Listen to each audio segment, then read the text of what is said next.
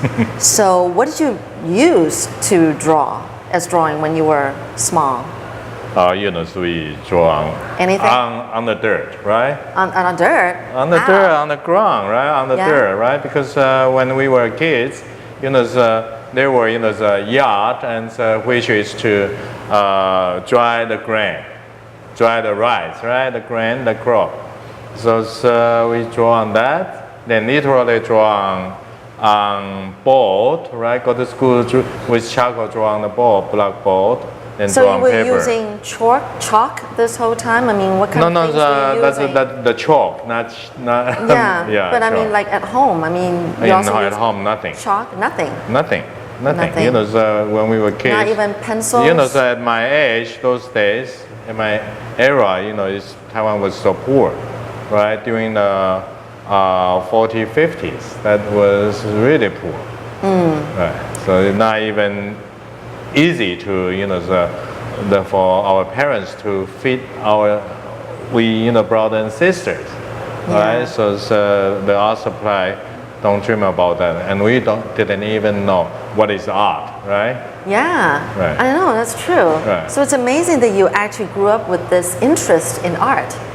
How many brothers and sisters do you have? Oh, I got totally 8, including me, right? Yeah, 8. So it's 5 boys,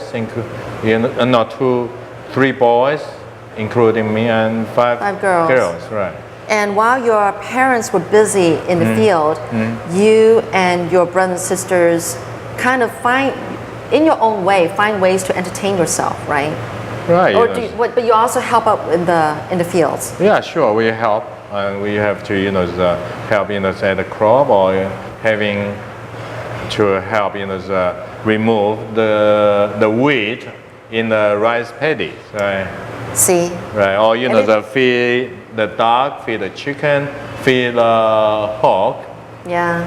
The pig, the zhu. Yes, right. Pigs. Yeah. Wow. Of course, I mean. Then we go to school without sneaker. No because shoes. Cannot afford sneaker. Not until I was the 3rd grade. Finally, I have 1 pair of sneaker that with a star on that, right? Yes. Called that time, red star that time, called 中国强. But it's so precious. So we tie the string and carry that on our shoulder, go to school still barefooted, and after a few months, feel I got to wear that. Then my feet grow bigger than the shoes, so it's so painful. Then literally the shoes, the front of the shoes, the toe come out, the back, my feet, touch the floor. Right? Really? Really sure. You try to squeeze your big feet into the unfitted Converse, the unfitted 中国强 those days. Right? Yes, you said it's strong. What? China 中国 strong?强 China strong. Strong China. Strong China. What a name. But I gathered you were a good student because you actually managed to go and study at Zhengzi University, right. which is one of the prestigious universities in Taiwan. Right. And you were studying accounting. Right. Now that's useful. But then eventually, after you graduated, do you think you really put that into good use, accounting? Eventually, I never, have a job that is accounting related.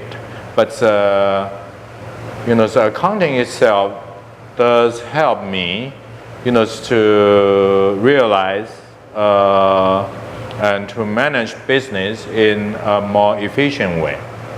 Okay. Because will be more figure or sensitive, right? You are a very adventuresome guy because you kind of try different businesses. You're one who loves taking risks and trying different things. And you actually, from accounting major, you got into fishery business. Yeah, before fishery, I was in fashion business. I was the managed, one of the major fashion importing house in New York. So I was their manager, in Taiwan, managed their Taiwan office. Yes. Literally managed their office, across Asia, from Korea all the way to Singapore to Thailand, right? But after a few years, I found out, oh, that's too easy. Too so easy. I try to find something that's Something not more many exciting? people,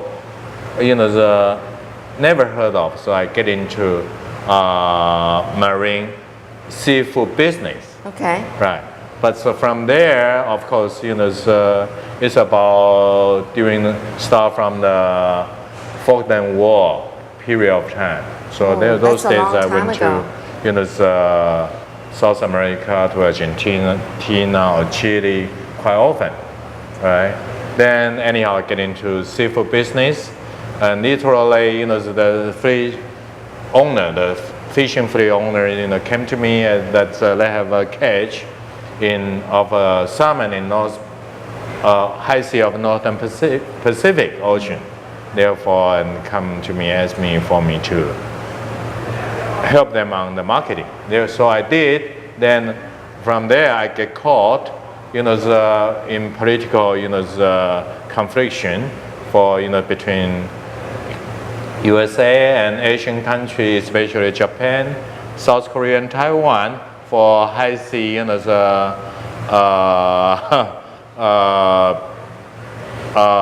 benefit of between countries. Okay. So I was set up by Uncle Sam.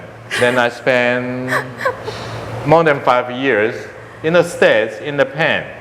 Yeah. I mean, really in the pen, in the prison, right? 5 years. And of course, 1 month after, they set me up, and Taiwan surrender and give up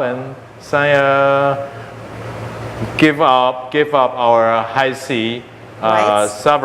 sovereignty on Northern Pacific, on fishing to Uncle Sam, Oh, right? I see. And South Korea also, 1 month after Taiwan, South Korea also did the same. Of course, Japan would never give up. They were right. It's their right.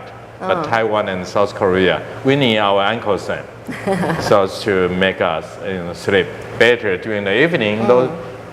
Those days, because we need their protection, we need their weapon supply, we need their anyhow. But it's it's life.